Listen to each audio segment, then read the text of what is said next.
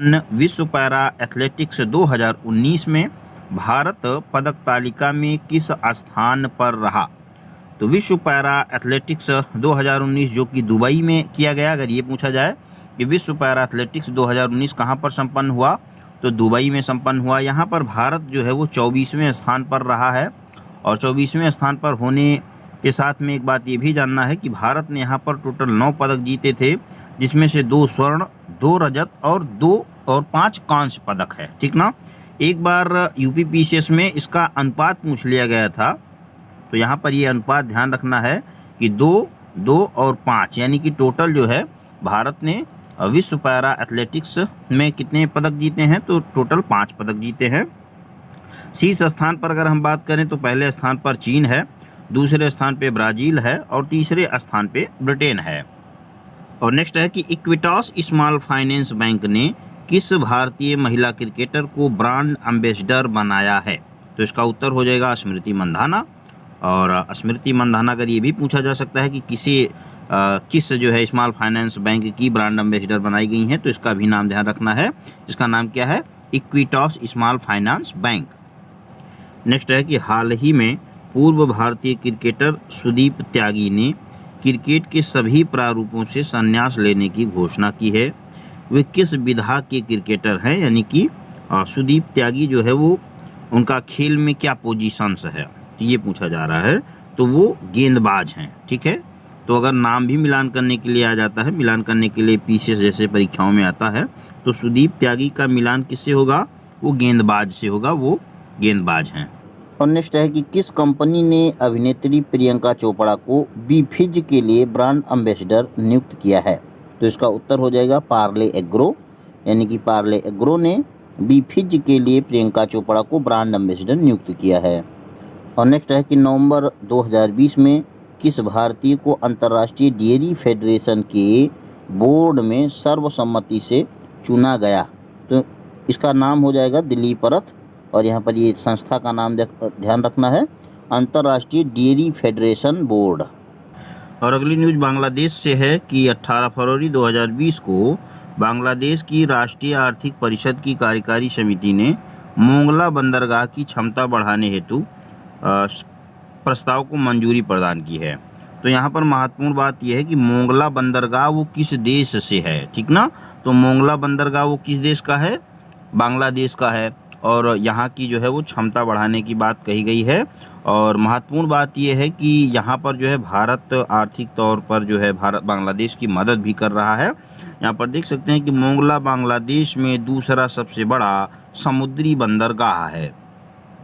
Next है कि फरवरी 2020 में केंद्र सरकार ने रक्षा अध्ययन एवं विश्लेषण संस्थान का नाम परिवर्तित करके किसके नाम पर रखे जाने का निर्णय किया है? तो इसका उत्तर हो जाएगा मनोहर पर्रिकर। आपको याद होगा कि 2014 में रक्षा मंत्री थे मनोहर पर्रिकर। यहाँ पर देख सकते हैं कि 9 नवंबर 2014 से 14 मार्च 2017 तक भारत के रक्षा मंत्री रहे। और पठानकोट तथा उरी में आतंकी हमले जो हुए थे वो रक्षा मंत्री मनोहर पर्रिकर के ही कार्यकाल में हुए थे।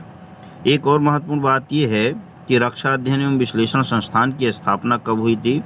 वर्ष 1965 में हुई थी। और कहाँ पर ये है? तो ये नई दिल्ली में है। यहाँ पर लिखा हुआ है कि इस संस्थान की स्थापना वर्ष 1965 में नई दिल्ली में की गई थी। अगला है 19 से 20 फरवरी 2020 के मध्य सड़क सुरक्षा पर तीसरा, ये ध्यान रखना है कौन सा संस्करण है?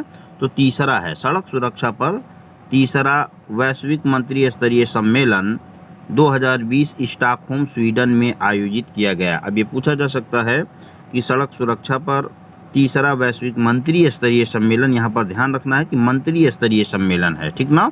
राष्ट्राध्यक्ष यहाँ पर शामिल नहीं है। मंत्री स्तरीय सम्मेलन कहाँ पर हुआ? तो स्वीडन में हुआ। अगर स्वीडन को भी अगर स्पेशल लोकेशन को पूछा जाए तो कहाँ पर हुआ है? तो स्वीडन के स्टॉकहोम में हुआ है। इसकी थीम क्या थी? तो थीम थी वैश्विक लक्ष्यों को प्राप्त करना 2030। यहाँ पर अगर सवाल भी हम देखें तो पूछा गया है कि 19 से 20 फरवरी 2020 के मध्य सड़क सुरक्षा पर तीसरा वैश्विक मंत्री स्तरीय सम्मेलन 2020 कहाँ आयोजित किया गया। ठीक ना। तो तो ये कहाँ पर आयोजित हुआ है? स्टॉकहोम में आयोजित हुआ है, जो कि स्वीडन में है। थीम इसकी क्या थी? वैश्विक लक्ष्यों को प्राप्त करना 2030। अगला है बायो एशिया शिखर सम्मेलन 2020। देख लेते हैं क्या है।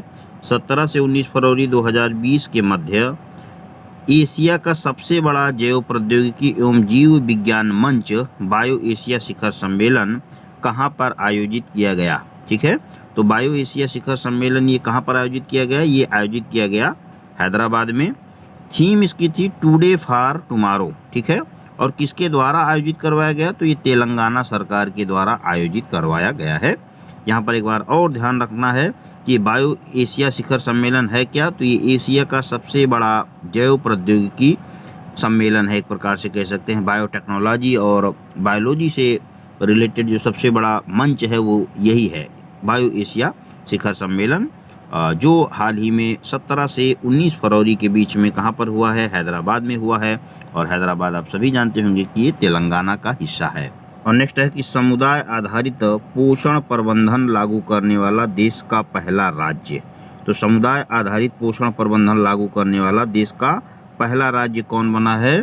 तो समुदाय आधारित पोषण प्रबंधन लागू करने वाला देश का पहला राज्य मध्य प्रदेश है। यहाँ पर देख सकते हैं कि 14 फरवरी 2020 को मध्य प्रदेश समुदाय आधारित पोषण प्रबंधन लागू करने वाला देश का पहला राज्य बना। इतनी ही बात महत्वपूर्ण है, इतनी ही बातें पूछी जा सकती हैं यहाँ पे।